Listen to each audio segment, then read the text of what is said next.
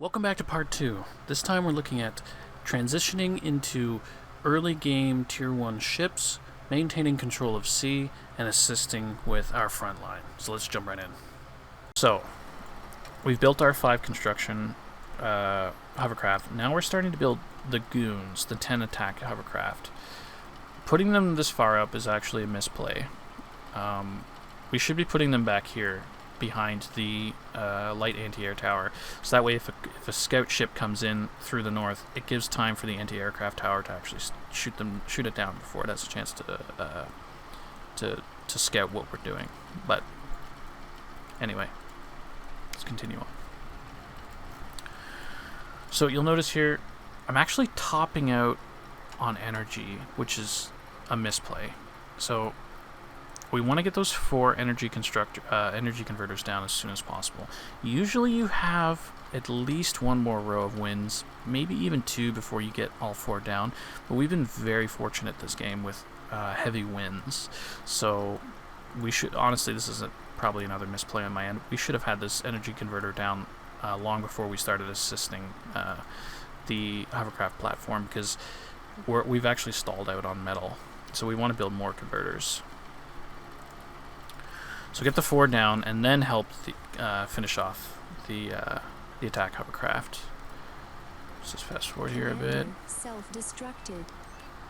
So we get the 4 down. Battle started. Perfect. Now we start helping. Now, unfortunately, though, the wind has died down a bit. We're using up more energy than our converters are able to. Like, we're not building up enough so that our converters can come online. So we start building more winds.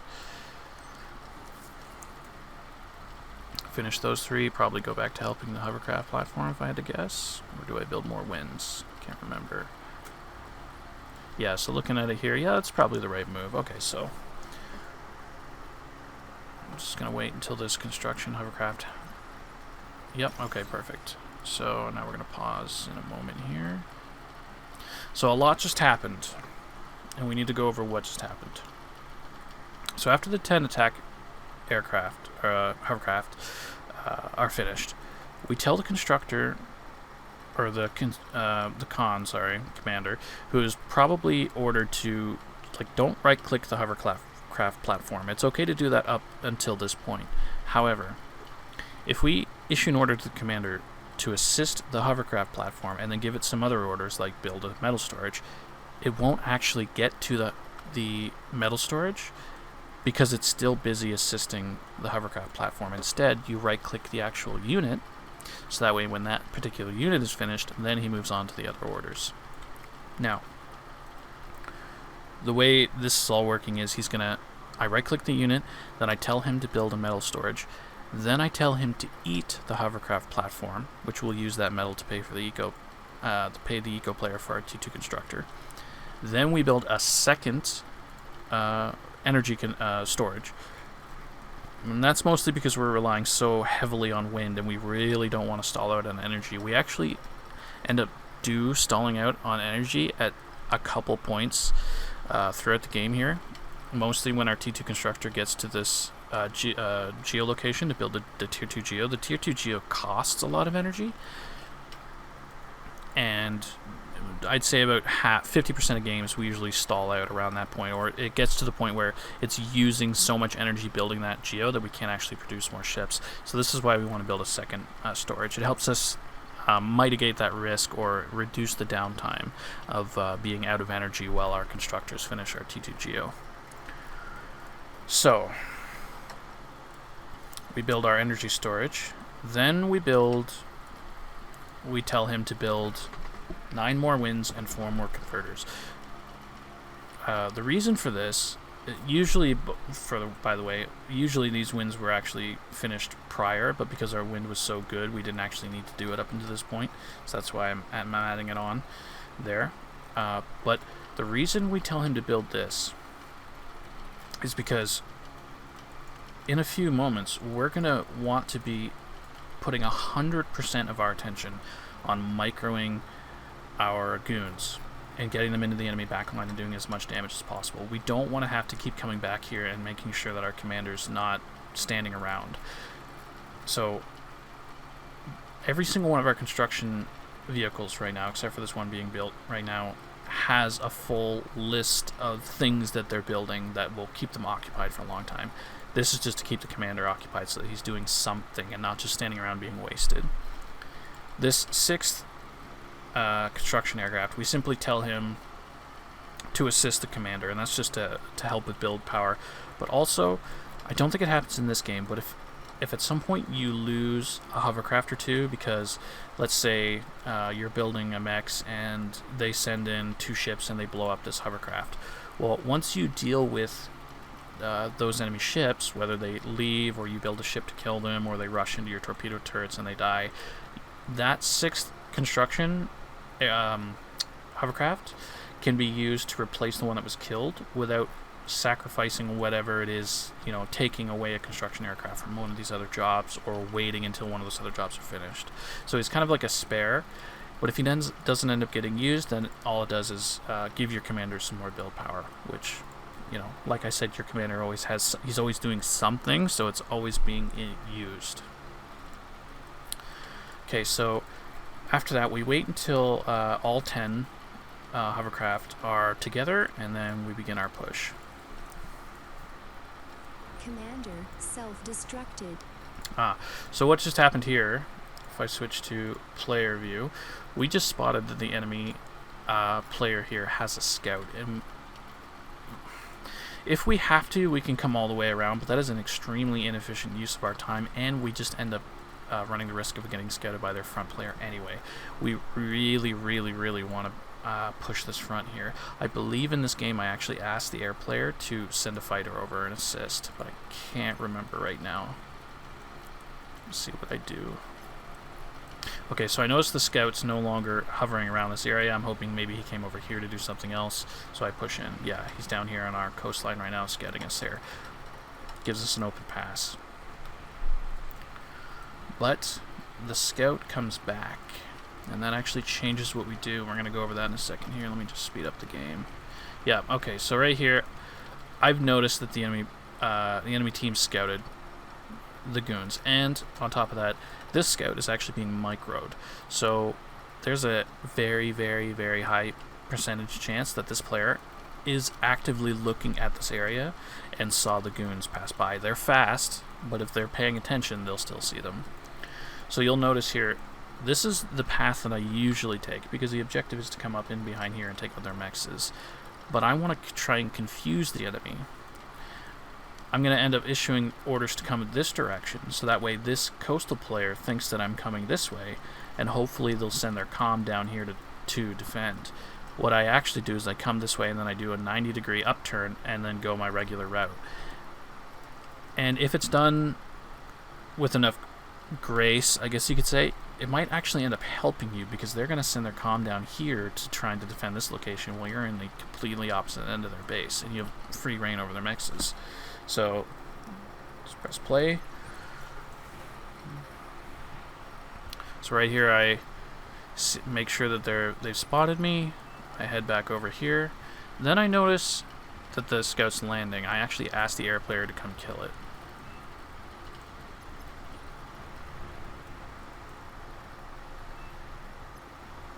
I say it ruined my hover rush, but a little bit of trauma just to kick his ass into gear, I guess. Then I come do a 90-degree uptick or turn north. The enemy air player kills the scout because he's paying attention. He's actually our highest elo player, which is nice. Come here, and then I resume the flank as normal. So let's actually speed this up just a little bit. Up to 4x. Now keep in mind, my camera's over here the whole time. I am wholly invested in what's happening here. I don't have to look at my base at all, because everything is queued. I don't have to worry about what's going on down there. Okay. Slams saw the deception. But that's okay, we're going to work around it. Now, in this game, I actually make a misplay. So, first and foremost, I should say that I've seen this a lot. People build torpedo launchers. I don't know if he built this strictly because he saw my goon attack, rush, whatever, but that's actually a misplay. Torpedo launchers can't attack hovering units in general. Light laser turrets are the only thing you can build. What I should have done here... Now keep in mind, 10 goons can kill 1 light laser turret, and usually they would only lose 1 unit at most. So light laser turrets by themselves are not actually a huge threat. It's when you get up to 2 or 3 in the same area, that's when it becomes a serious threat. What I should have done is try to go around down here and either make a play for their Geo player or come back up north and hit their mexes. What I end up doing is pushing into their tidal generators. The reason that's a mistake: goons are extremely weak. 255 health is not a lot. In fact, it's so low that if you stand your goons next to a clump of wind turbines and then you blow them up, the wind turbines explosions will actually kill your goons, and you're going to see that happen here in a moment with the titles. So it's a key important thing to know whenever you're doing these types of like behind the lines eco pushes with light units. You need to max range them from the thing that you're blowing up so that you don't actually lose them to the explosion. So I see the torpedo launcher. I don't really care about it. I know it can't hurt me. I think I tell it to... Yeah, so right here is the mistake. You're going to actually see that explosion. See how much damage that did? I see that turret. I come back around. I figure at this point it's probably just lost cause to try and, come all the way down here.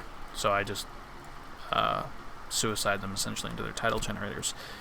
All in all, this is probably the weakest hover tank flank you could hope for, and it still did a fair amount of damage. 1 mex and 3 titles is not great, but at least it makes it so that you don't feel like you've wasted your time with the hover push. I'd say 80 to 90% of games you can usually easily get in behind here, take out a Lazarus, his 3 mexes, and then oftentimes I'm actually able to push down into the Geo and take out a mex or 2 as well before the enemy team can react. If you can actually manage to take out all 3 mexes and maybe even some wind turbines, that pushes their coastal player back by 2 or 3 minutes, which is really, really, really big with this strategy, as building ships is actually, funny enough, one of our last priorities when constructing during this early game, during this construction phase. So being able to take out those mexes, really, really big. This game, unfortunately not able to do that.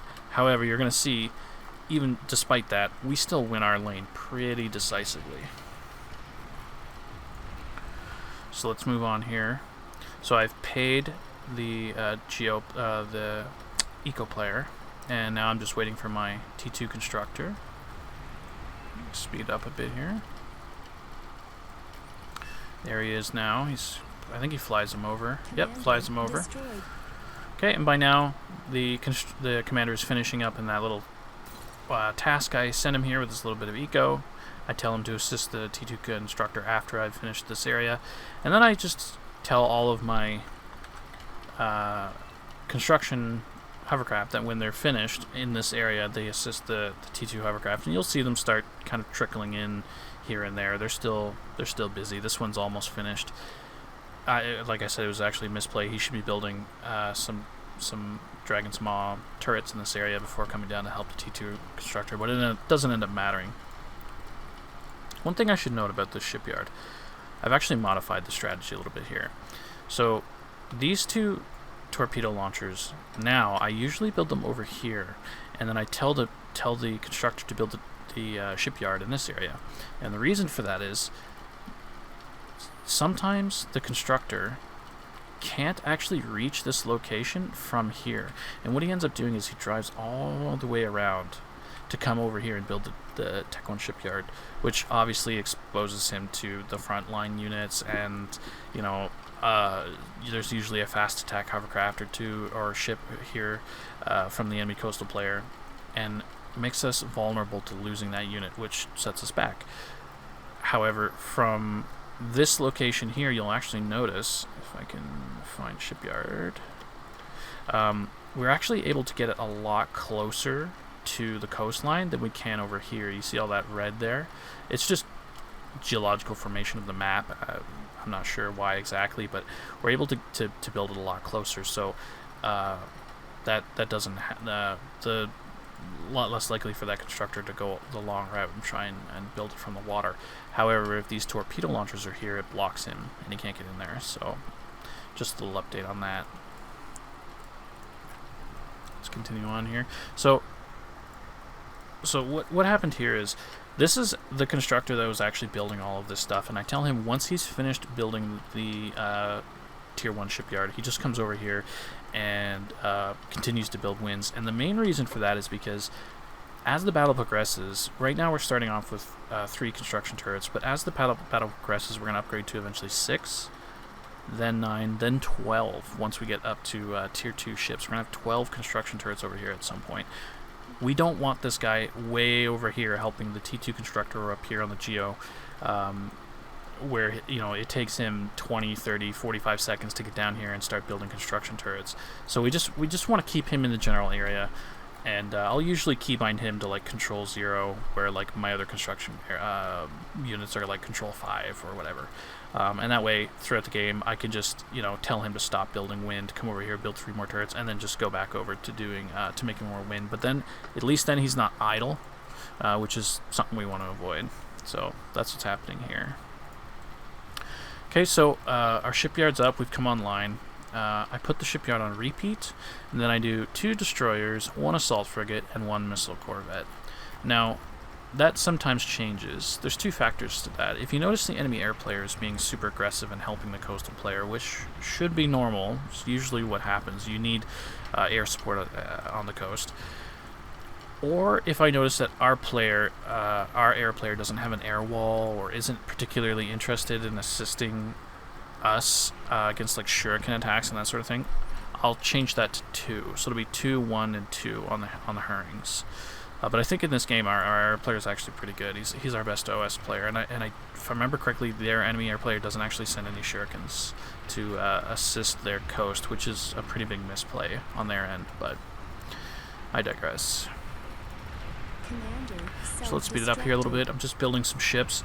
Right around here with 2 destroyers is where you want to start. So a misplay I notice a lot of people make on both seas, really, they don't actually assist their front with their ships. This guy's actually doing a really good job of that.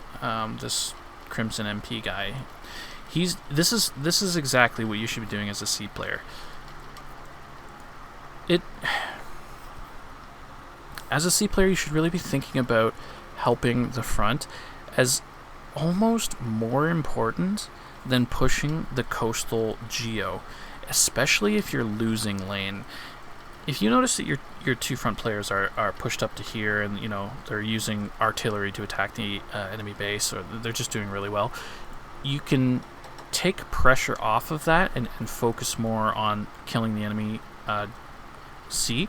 But helping them win lane is, strategically from a game point perspective, far more significant to the overall condition of your team than just wiping out 1 player. It's also important to note that C units are the strongest units in the game. They're also the most expensive, but they are the strongest. They will absolutely obliterate a clump of bots, and even tanks. And more importantly than either of those, they will obliterate Porcupine. They'll destroy enemy static defenses like plasma artillery. Being able to take out a plasma artillery or 2 is huge for your front line. You'll be doing them a lot of service by doing that. So right around 2 destroyers is where I usually push up. Now at this point here, I see these guys camping here, and I really want them to come in here into my torpedo launchers. I'm not sure if they actually know that I have... what's this guy's name? Slams. Yeah, so he doesn't even know that I have torpedoes here, so I really want him to push.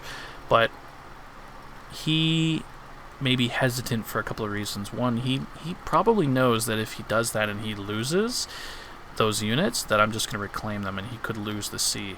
So what I end up doing here is trying to bait him into attacking me. And the best way to do that is to assault front. Looks like I get my wish. He attacks me here. And my torpedo launchers have started firing. This is basically just fish in a barrel. Perfect. And look at that. Now I have 2 ships that I can either resurrect or reclaim. And the best way to look at whenever you're able to resurrect or reclaim a ship, an enemy ship that's died, not only have you killed 2 ships, but you're now giving yourself 2 extra ships. So by baiting the enemy player to come into and attack your cove, you've just by killing these 2 units here, I've now given myself a 4 ship advantage compared to this other player. And remember that in this position, we have more eco than they do. We have significantly more mexes, and with the Geo itself, we have more energy.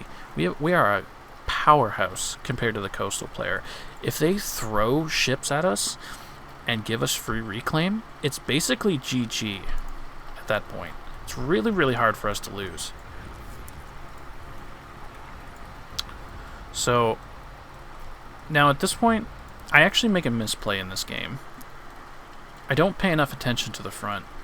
What I should be doing is ignoring these ships and letting them just fuck off. And what I should be doing is coming over here and helping the front line bombard. The main reason for that is obviously our front's not doing that well.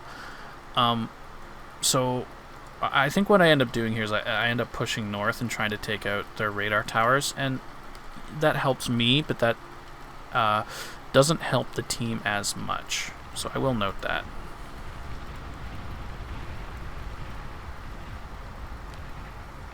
Life is a learning experience.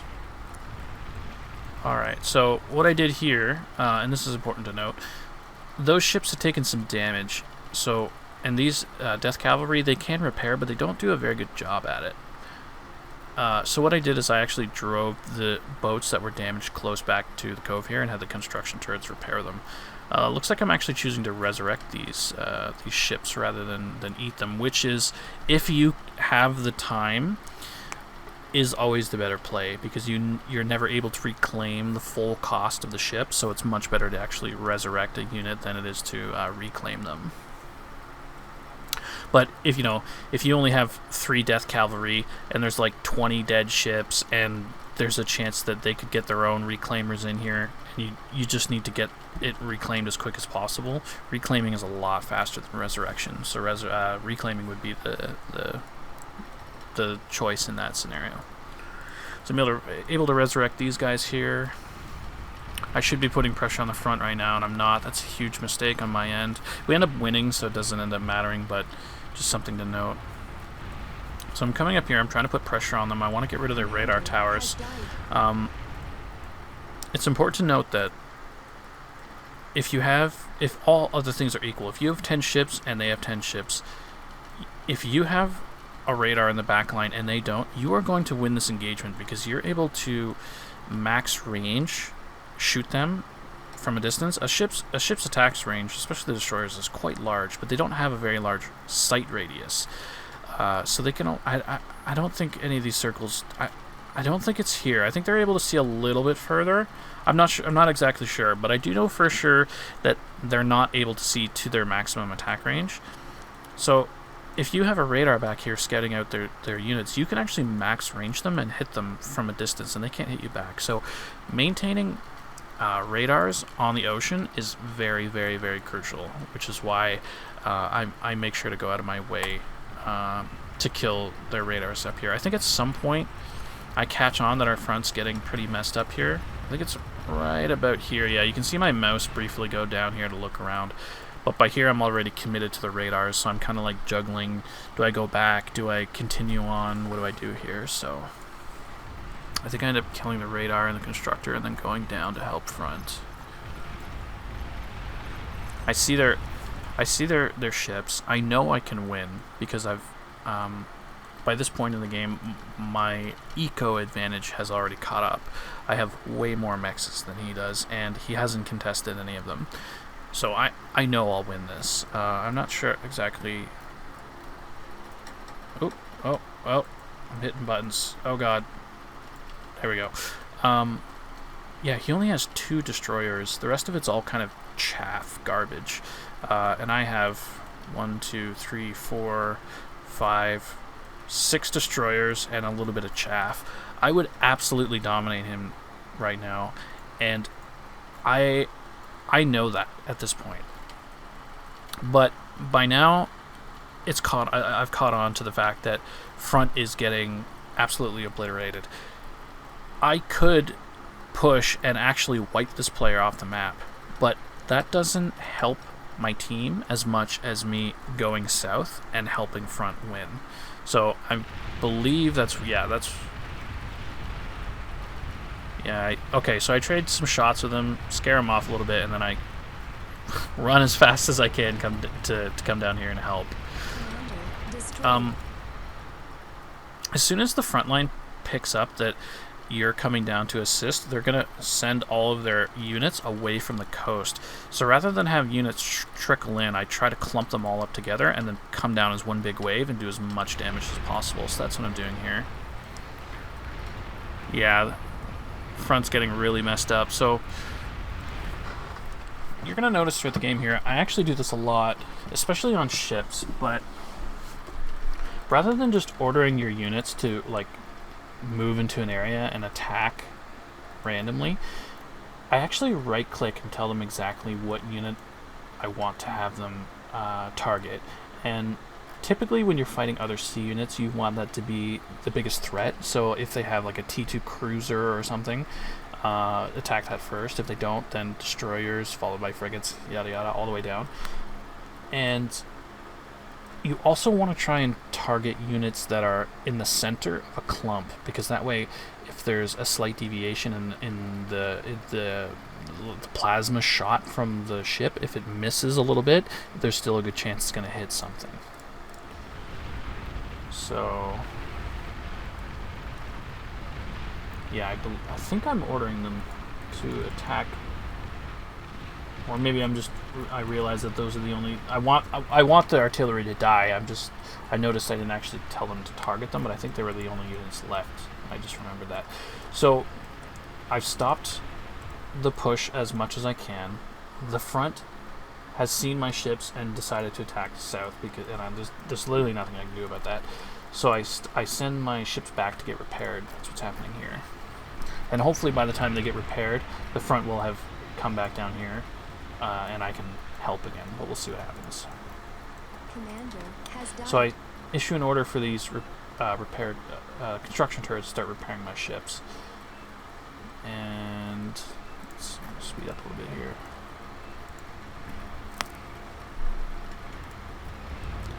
Okay, now everything's repaired. Just building a couple more ships, making sure to keep the death cavalry close by, and it's time to go help the front again.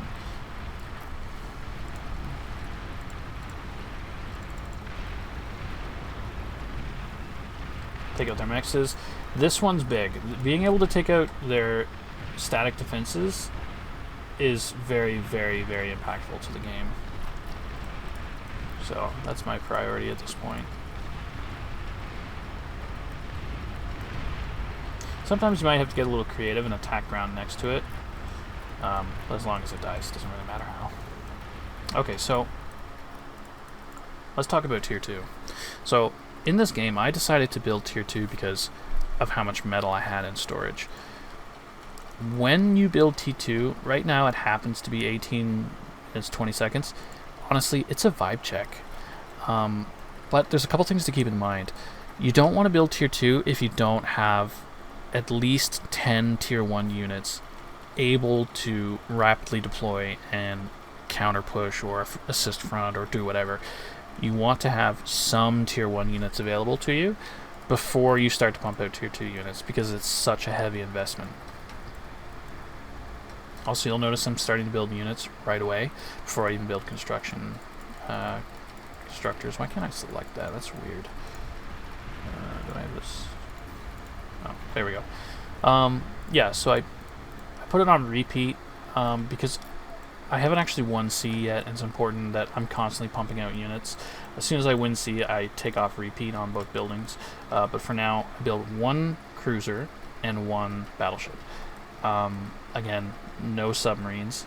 I don't think I've mentioned this in this tutorial yet, but if I'm engaging in combat with a coastal player and I see that they're building submarines, in the back of my mind, I tell myself, I just won sea. Submarines are the weakest combat sea unit in the game by far, hands down. What they do is provide you with stealth. So occasionally I'll make 2 to 4 submarines and issue orders for them to come up through here and attack the enemy mexes.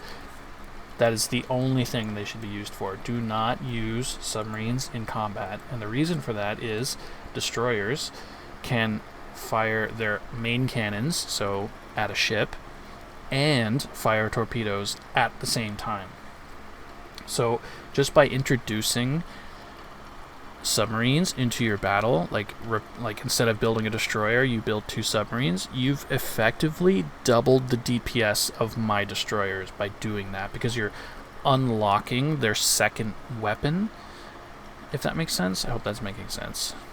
Don't build submarines, they suck. So I'm finally starting to get my tier 2 units out. The front is still really kind of iffy. We're really not making any ground here, so rather than continue to push on to the sea player, I come back here, start harassing the front line again. And, you know, this has an added benefit of trying to bait the... I did it again. There we go. Of trying to bait the enemy coastal player to coming down to attack us. Now, he's not an idiot. He's not going to attack us, because I would just walk right over him. But if it was more of an even playing field, by attacking the front line, you're causing the enemy team to complain and ping and ask their sea player to assist you. And again, you want the reclaim as close to your base as possible, so that way if your reclaim death cavalry are killed, you're able to build more and get them to the reclaim before he can send his down. Right? A lot shorter distance. So, just something to keep in mind.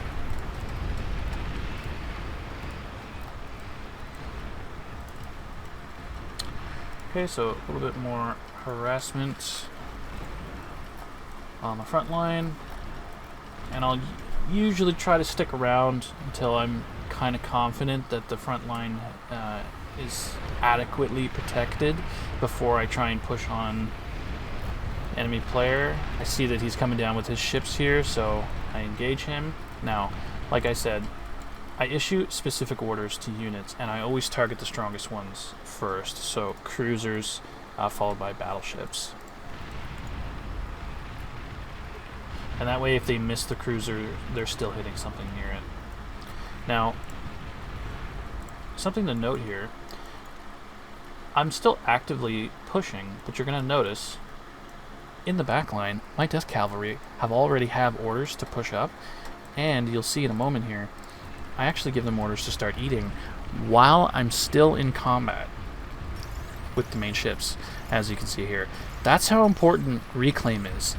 Being able to get your death cavalry to the reclaim field 10 to 20 seconds before the enemy can, like let's say he had enough ships to wipe out my fleet and was actually able to take wrest control. Me being able to sneak in here and reclaim in behind my main fleet could be the difference between me winning and losing, because I'm able to pump out more units because I'm doing this.